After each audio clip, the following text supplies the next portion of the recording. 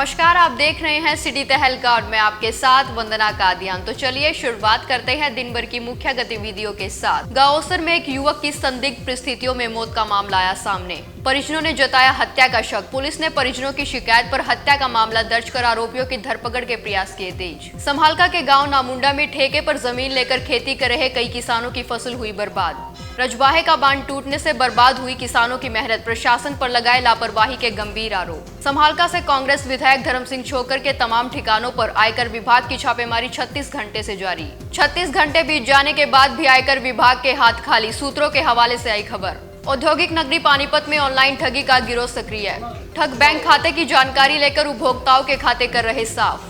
DSP headquarter Satish वत्स ने जनता से की अपील, किसी के साथ साझा ना करें अपने बैंक खाते की जानकारी। शहर की सड़कों पर सरपट दौड़ने वाले ऑटो चालकों पर ट्रैफिक पुलिस जल्द कसेगी शिकंजा। बगैर रूट कार्ड के सड़कों पर मिले ऑटो चालक तो होगी कानूनी कार्रवाई। आपराधिक घटनाओं पर रोक लगाने व शहर को जाम मुक्त कराने के लिए जिला प्रशासन ने उठाया कदम। नहर किनारे सेल्फी लेना 17 वर्षीय किशोर को पड़ा महंगा। पैर फिसलने के कारण किशोर नहर में हुआ लापता, गोताखोरों की मदद से युवक की तलाश जारी। आइए अब दिखाते हैं खबरें विस्तार से।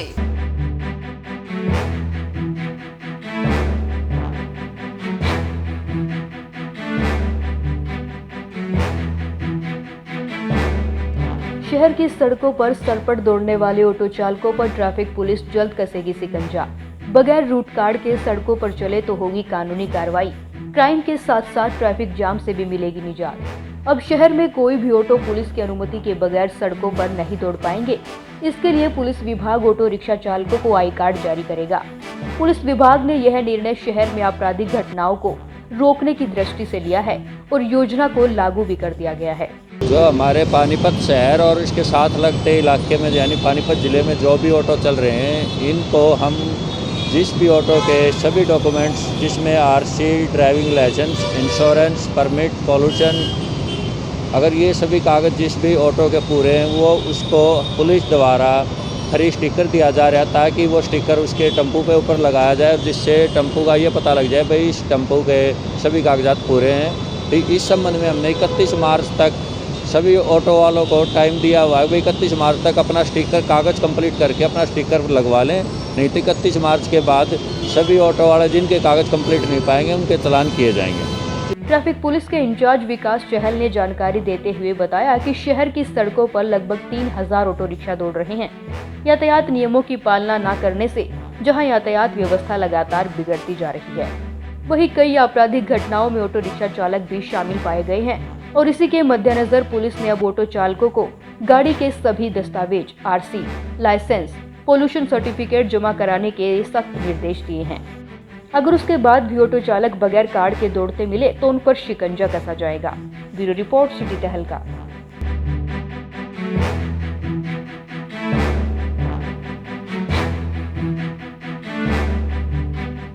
आधुनिकता के दौर में जहां गूगल घर बैठे देश विदेश की जानकारी लोगों तक पहुंचाता है, वहीं गूगल अब आम जनता के लिए घातक व ठगों के लिए वरदान साबित हो रहा है। औद्योगिक नगरी में ऑनलाइन ठगी का गिरोह सक्रिय है, जो कि बैंक खाते की जानकारी लेकर उपभोक्ताओं के खाते साफ कर रहे हैं। साइबर ठग प्रतिदिन लोगों को अपना शिकार बनाकर लाखों रुपए का चूना लगा रहे हैं। अधिकतर केसों में ठग मदद के बहाने आपसे खाते की डिटेल पूछ लेते हैं और फिर खाते से पूरी रकम निकाल लेते हैं। ऐसी वारदातों से आपको खुद ही बचना होगा। इसके लिए थोड़ा जागरूक होने की आवश्यकता है। एटीएम लेने वाले को बताते हैं कि अपना OTP शेयर ना करें, अपने खाते की कोई जानकारी किसी को ना बताएं। बैंक की तरफ से कभी भी कोई कॉल आपको इस संबंध में नहीं आती, आपकी जानकारी मांगने के लिए कभी नहीं आती। तो इन्होंने गलतफहमी में किसको क्या वो दिया, वो इनके पास यूज ये कर रहे थे, किसको OTP इन्होंने दिया, किसको अपनी खाते की डिटेल दी। फिर हैकर हैं जो ये फ्रॉड वाले हैं, वो जैसे किसी न किसी भरम में डाल के आदमी को वो चीज़ ले लेते हैं, उसे वो कुछ कर लेते हैं।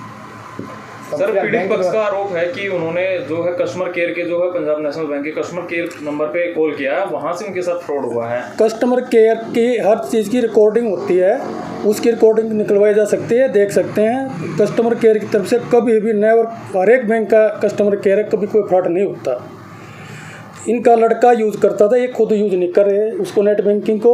उसने क्या किया और अपने इनको क्या वो बातें बता रहा है इसके बारे में ज़्यादा नहीं कह सकते ना हमें पता। बैंक द्वारा क्या कार्रवाई की जाएगी सर? हमने इन्होंने जैसे बताया खाता उसी टाइम फ्रीज कर दिया आगे के लिए, और हमने अपनी साइबर सेल में और ऊपर जो है इनकी कंप्लेंट को भेज दिया है। बार बार अवेयर करते रहते हैं, लेकिन फिर भी लोग ठगी में आ जाते हैं और कोई अपना पासवर्ड बताते हैं, कोई लिंक भेजते हैं तो लिंक खोल देता है। इस तरीके से बहुत सारे साइबर क्राइम चले हुए हैं और लोग हम सोशल मीडिया के माध्यम से भी, आपके माध्यम से भी पब्लिक को बताते रहते हैं, लेकिन फिर भी लोग ठगी का शिकार हो जाते हैं। तो वो कंप्लेंट आई है, उस पर FIR करके और फर्दर उसमें इन्वेस्टिगेशन करेंगे।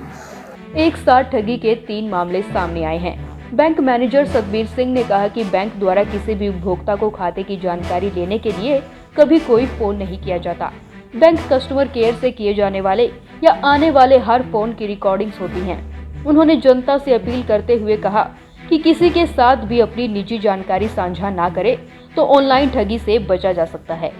वहीं DSP मुख्यालय सतीश वत्स ने भी जनता से अपील करते हुए कहा कि अपने बैंक की निजी जानकारी किसी के साथ भी साझा ना करें। ब्यूरो रिपोर्ट, सिटी तहलका।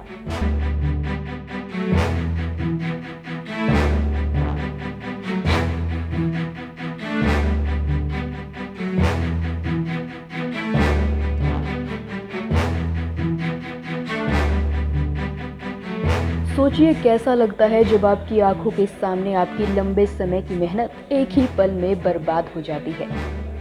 एक बखत तो जैसे पैरों तले से जमीन ही खिसक जाती है। दरअसल संभालका के गांव नामुंडा में रजबाहे का बांध टूटने से ठेके पर जमीन लेकर खेती कर रहे कई किसानों की पूरी मेहनत उनकी आंखों के सामने एक पल में ही बर्बाद हो गई। ये एक हफ्ता हो ओवरफ्लो चल रहा था रबजा, प्रशासन ने कोई ध्यान नहीं दिया। रात के वक्त जो टूट गया और 1 बज रहा है, भी कोई नहीं आ रहा देखने के लिए। 4 किले थे, 4 किले डूब गए। फसल पक के तैयार हो रही थी, सरसम कटी पड़ी थी, आज निकालनी थी, वह भी डूब गई हमारी। तो नुकसान बहुत ज्यादा हो गया। सरसम कटी सारी थी, फसल पक के तैयार हो रही थी जी। फसल सरसम कटी कटाई सारी डूब गई, भिंडी के भी डूब गए और गेहूं में फूल टाप कैसे डूब गए? रबजा टूट के और फल हो गए। तो बड़ा जी हमारे को कोई पानी नहीं देता। हमारी फसल सूखी, धान सूखे, हमारे किसी ने पानी नहीं दिया। त्रेड़ पट्टी ना आती, गेहूं का टाइम हमारे ऊपर तले का पानी हटा दिया, सारी भिंडी खराब हो गया आपकी। हमारा तो नाश हो गया। हमारा तो 1 किले में 1 लाख रुपये किसी गरीब आदमी किसी पर ब्याज पे ले लेगा। 3 रुपए सैकड़े के पीछे घेर रखे खेतों में, हमने तो आरती भी पीछे देंगे। कौन सा गाँव आपका? नामुंडा। रजवा टूट गया जी, वो कल से किसी ने देखा नहीं है। हाँ, वो जय भी आ गया या देख कर चले गया कि 2 घंटे में JPC आओगी। ये उनका नुकसान फसल है। 50-60 किले हैं, ये भिंडी लगा रखी है फसल। ये 1-1 किले में 60 से 70 हज़ार का नुकसान हो रहा है। यूँ कितने किले भिंडी लगा रखी थी आपने? 7-8 किले है जी। नुकसान है 50-60 किलो डूब गए हमारे। टाइम मजदूर पड़े उस टाइम देखते नहीं। ये भी इतना पानी दे रखे तो पटंडा रहता पैर मन पर करा जी भी नहीं कोई आया। रात में कौन संभाला जी? क्या टूट गया? रबजा टूट गया जी, सारे डूब गए रकबा हमारा।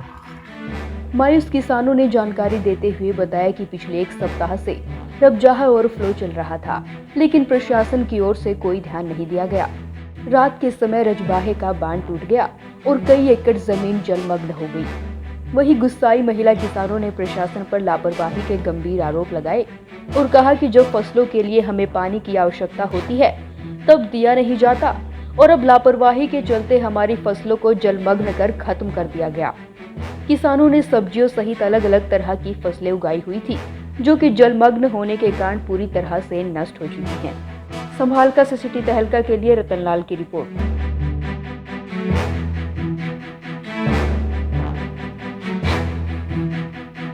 नहर किनारे सेल्फी लेना किशोर को बड़ा महंगा। दिल्ली पैरेलल नहर तो जैसे हादसों का केंद्र बिंदु बन चुकी है, जहां से आए दिन कोई ना कोई हादसा सामने आता है। दरअसल गांव नारायणा के पास नहर किनारे सेल्फी लेना 17 वर्षीय किशोर साहिल को उस वक्त महंगा पड़ गया जब पैर फिसलने के कारण वह नहर में डूब गया। जब उसे बचाने के लिए फुफेरे भाई ने हाथ थामा तो वह भी नहर में बह गया। इतने में ही आसपास के लोगों ने उन्हें देखा और बचाने के लिए नहर में कूद पड़े और फुफेरे भाई को सुरक्षित बाहर निकाला गया, लेकिन 17 वर्षीय किशोर साहिल का कोई सुराग नहीं लग पाया। गोताखोरों की सहायता से लगातार साहिल की तलाश की जा रही है। तो लड़के आ रहे थे तो यहाँ पे घूम रहे थे, पता नहीं कैसे हुआ मुझे तो अच्छा, शाम 5 बजे पता चला मुझे, फिर मैं यहाँ पे आया। क्या करने के लिए आ रहे थे यहाँ पे?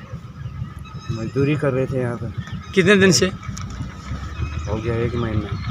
सुबह जी कल पता लगा था मम्मी का। कितने साल का था? ऐसा हो गई कम से कम 18-19 साल का लगा था। ऐसे कैसे गिर गया? 2 बंदे थे, नारे थे? नहीं बैठे हुए हैं, घूमना रहे थे। अच्छा, वे लड़के दोनों लोग, उन बंदे दोनों गिर गए। और एक लड़का हिलवाड़ी से शाहीन नाम का, शनोफ फरमान, यहाँ मजदूरी करने आ रहे थे।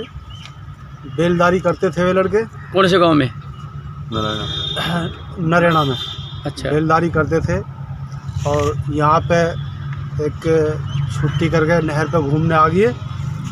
और घूमने के मतलब जो है कि खुशी में, जैसे कि बच्चों को, आजकल के लड़कों को ऐसी तहजीब रहती है, यहाँ नहर पे घूमने लगे। यहाँ नहर पे सलोफ है, सलोफ पे से रपट के 2 लड़के डूबे। उत्तर प्रदेश जिला बागपत गांव हिलवारी के रहने वाले साहिल के पिता ने बताया कि साहिल पिछले 1 महीने से गांव नारायणा में मेहनत मजदूरी कर रहा है। कल शाम वह अपने फुफेरे भाई के साथ नहर किनारे घूमने फिरने पहुंचे थे, जहां वह सेल्फी लेने लगा और इसी दौरान उसका पैर फिसल गया, जिससे वह नहर में डूब गया। साहिल 3 भाई बहनों में सबसे बड़ा है और उसके पिता भी मजदूरी करते हैं। फिलहाल गोताखोरों की मदद से साहिल की नहर में तलाश जारी है। अब देखना होगा कि आखिर कब तक किशोर की तलाश पूरी हो पाती है। संभाल का सिटी तहलका के लिए रतनलाल की रिपोर्ट।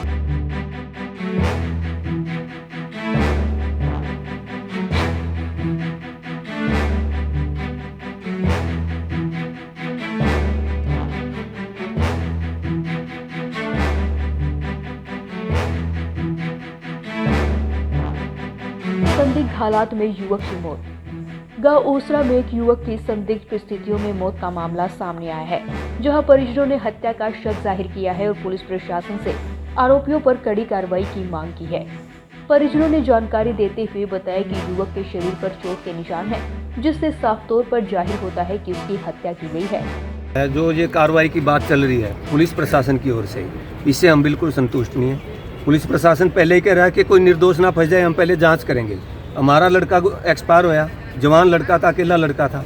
अगर वो हमारे पास नहीं है और ये जांच का विषय बना के कल को इसको तो साइड कर देंगे, किसी और को बैठा देंगे कि इसका तो मर्डर ही नहीं होया। मर्डर तो किसी भी हालात में हो सकता है, उसके हो सके नाक बंद करके मार सकते हैं, उसको पॉइजन दे के मार सकते हैं। ज़रूरी नहीं है कि उसको लाठी डंडे या गोली से ही मारेंगे।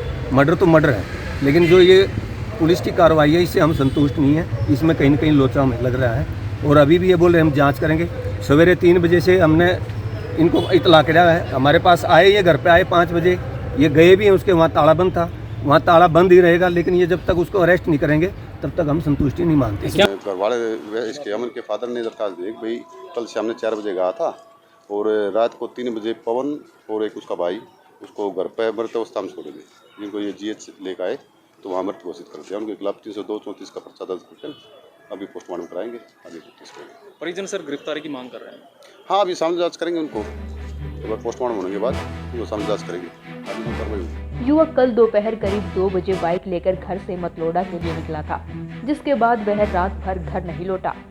सुबह करीब 3 बजे मतलोडा का ही एक युवक उसे मृत अवस्था में घर छोड़कर वहां से फरार हो गया। परिजनों का आरोप है कि वही युवक इन सब में शामिल है, जिसका अभी कोई सुराग नहीं लग पा रहा। वहीं परिजनों ने पुलिस प्रशासन की कार्रवाई पर भी गंभीर सवाल उठाए। उनका आरोप है कि पुलिस प्रशासन की ओर से कोई कार्रवाई नहीं की जा रही। परिजनों का कहना है कि अगर जल्द आरोपियों को गिरफ्तार नहीं किया गया तो वह शव का अंतिम संस्कार नहीं करेंगे। फिलहाल शव को पोस्टमार्टम के लिए पानीपत के सिविल अस्पताल लाया गया है। ब्यूरो रिपोर्ट सिटी तहलका। आज के इस बुलेटिन में बस इतना ही। अगले बुलेटिन में फिर मिलेंगे कुछ और नई खबरों के साथ। तब तक के लिए जुड़े रहे सिटी तहलका सच के साथ। नमस्कार।